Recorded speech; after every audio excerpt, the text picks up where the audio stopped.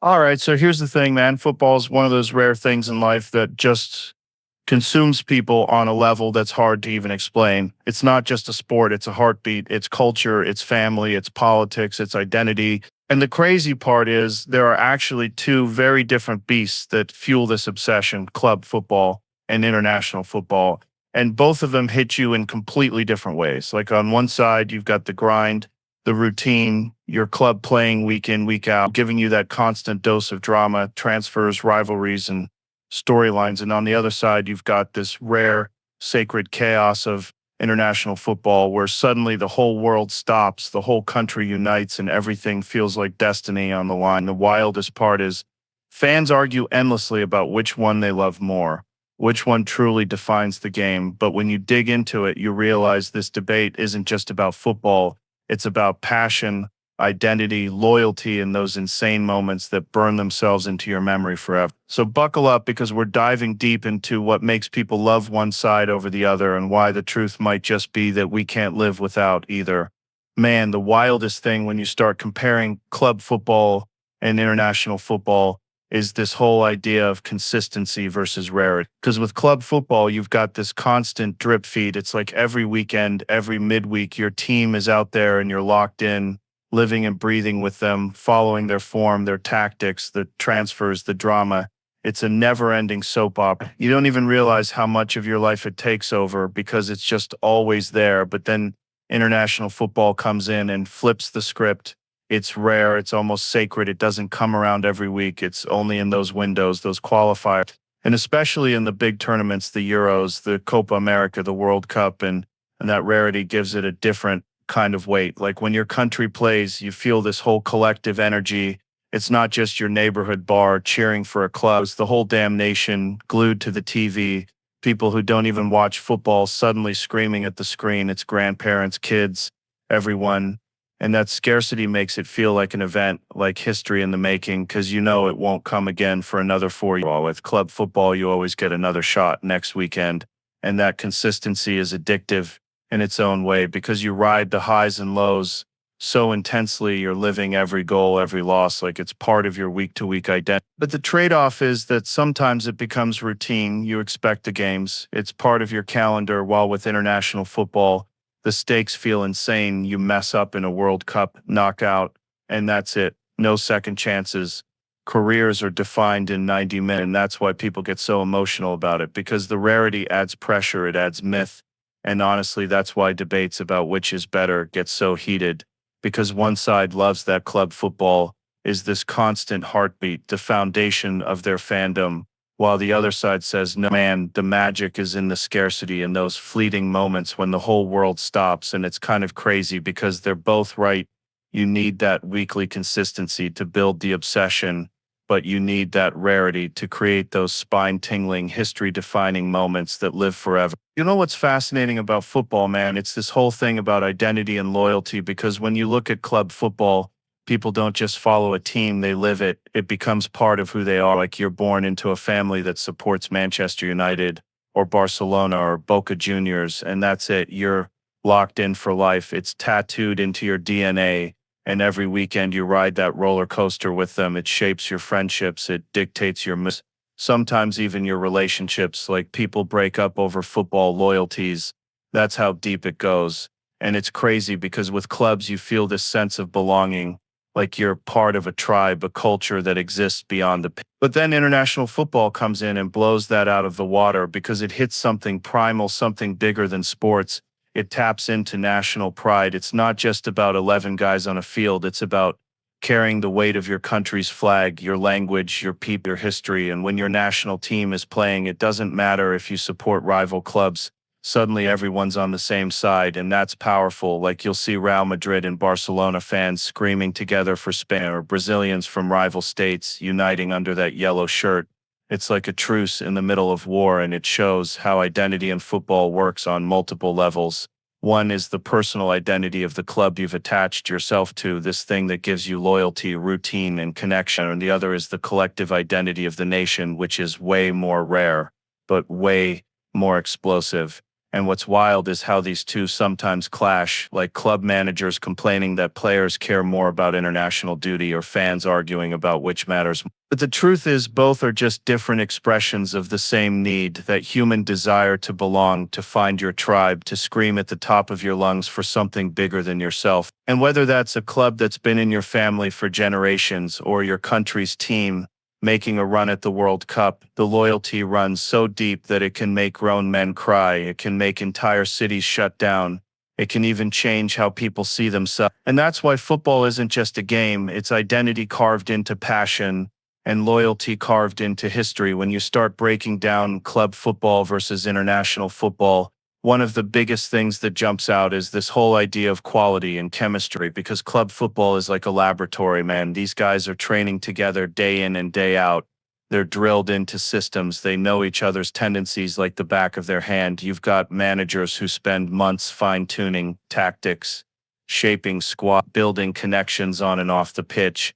And the result is often this beautiful, high-quality product like Barcelona's tiki-taka under Guardiola, or Manchester City now, where the movement looks almost like choreography. Every pass and run is in sync because the chemistry has been built over years, not days. But then you look at international football and it's almost the opposite. You throw together players from different clubs. They come from different leagues, different systems, might only get a handful of training sessions before a big tournament.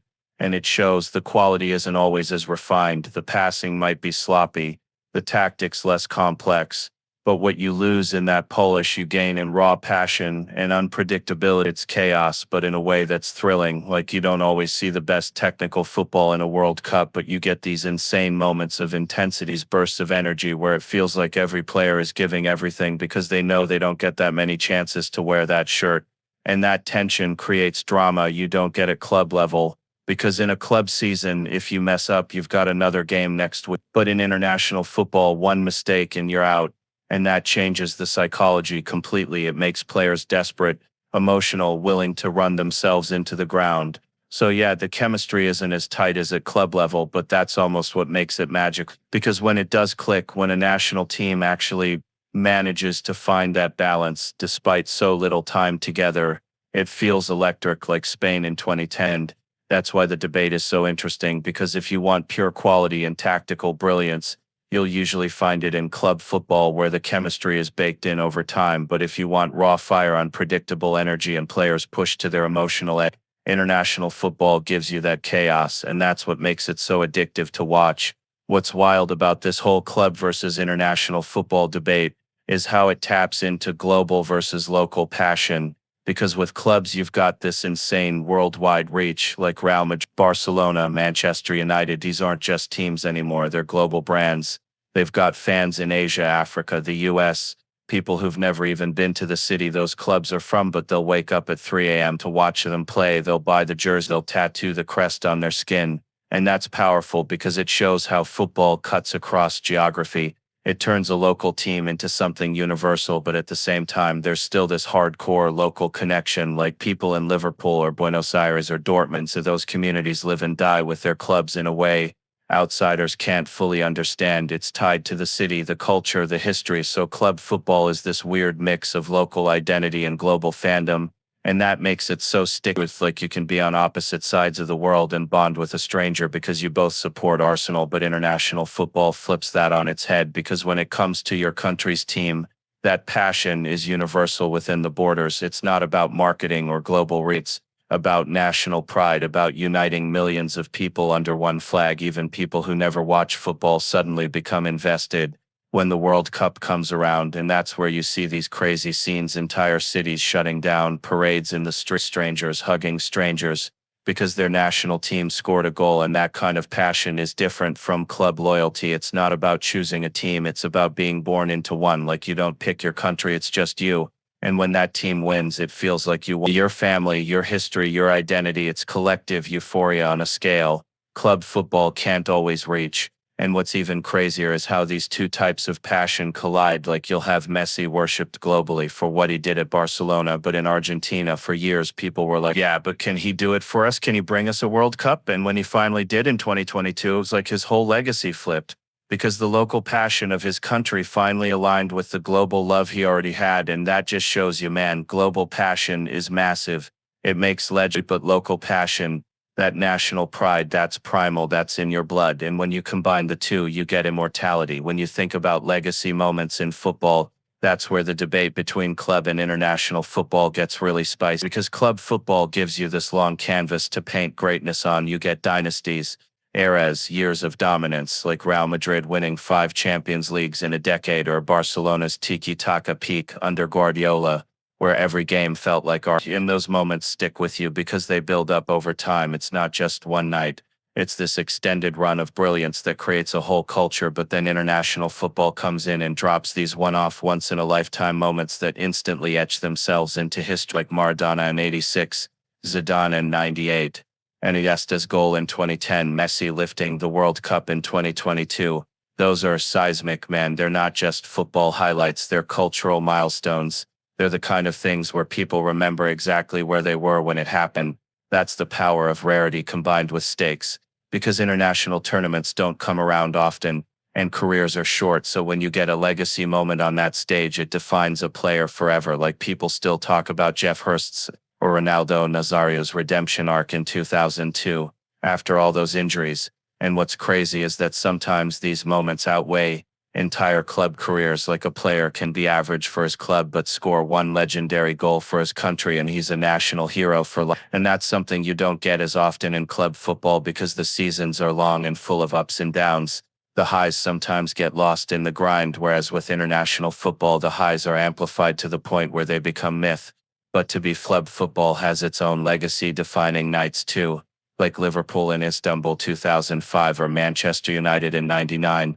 And those stick because they transcend being just a trophy win. They become folklore. So the real difference is that club legacy moments feel like part of a bigger journey, while international legacy moments feel like destiny fulfilled in a flash. And that's why people argue so much about which matters more, because on one hand, lifting the Champions League 5 times is insane, but on the other hand, one World Cup can outweigh all of it in the eyes of fans. And that tension is what makes football storytelling so addictive, because we're all just waiting for the next legacy moment, the next snapshot in time that makes us go, yeah, that's the stuff people will talk about forever. So here's the crazy thing, man. After going through all this consistency versus rarity, identity and loyalty, quality and chemistry, global versus local passion, and those insane legacy moments, you realize there's no straight answer to the question of whether club football or international football is loved more. Because the truth is, they feed different parts of your soul. Like, club football is that steady heartbeat. It's your week-to-week obsession, the thing that builds your routine, your tribe, your friendships, while international football is this rare explosion, this primal roar that unites whole nations and gives you goosebumps that last a lifetime. And both are so essential that trying to pick one almost misses the point, because what makes football the most beautiful sport in the world is that it gives you both the grind and the glory, the loyalty and the chaos, the everyday love and the once-in-a-lifetime magic. And when you put it all together, that's why billions of people are addicted to this game. So whatever side of the fence you're on, just be grateful we get to live through it, we get to argue about it, we get to witness it, and that's the real gift of football. So thank you guys for hanging out. Thank you for riding through this breakdown with me. I appreciate every single one of it, and good luck to all of us as fans, because the beautiful thing about football is you never know when the next unforgettable moment is about to drop. And that's what keeps us coming back.